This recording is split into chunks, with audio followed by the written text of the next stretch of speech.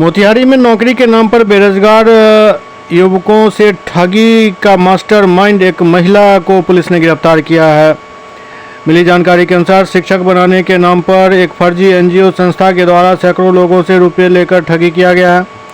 दरअसल पूर्वी चंपारण पुलिस अधीक्षक स्वर्ण प्रभात को सूचना मिली थी कि संग्रामपुर थाना क्षेत्र में सोनाक्षी जनसेवा विकास वेलफेयर फाउंडेशन नामक एनजीओ के द्वारा थाना क्षेत्र के सैकड़ों लोगों के साथ शिक्षक की नौकरी देने के नाम पर रुपये लेकर ठगी किया जा रहा है।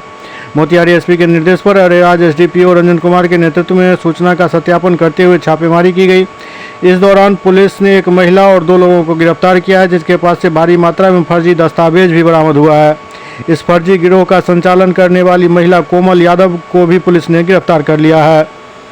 मामले को लेकर अरेराज एसडीपीओ रंजन कुमार ने बताया कि एनजीओ संस्था के द्वारा शिक्षक की नौकरी देने के नाम पर फर्जीवाड़ा किया जा रहा था, जिसमें ये गिरफ्तारियां हुई है।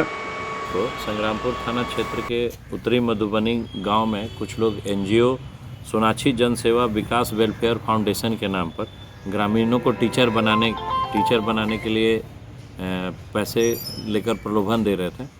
इस संबंध में थाना को सूचना मिली और अपर थाना अध्यक्ष अलका कुमारी द्वारा त्वरित रूप से कार्रवाई करते हुए वहां से 3 व्यक्ति को पकड़कर 2 पुरुष और 1 महिला को पकड़कर लाया गया और थाना में जब उनसे पूछताछ किया गया और उनके कागज़ का सत्यापन किया गया तो सारा फर्जी कागज़ वगैरह रजिस्ट्रेशन जो भी था वो सब फर्जी निकला और इस संबंध में इनको गिरफ्तार कर और आगे की कार्रवाई की जा रही है। गिरफ्तार होने वाले में कोमल यादव जो सीतामढ़ी की रहने वाली हैं, श्याम शुभम जायसवाल और कुणाल कुमार, ये दोनों भी सीतामढ़ी के रहने वाले।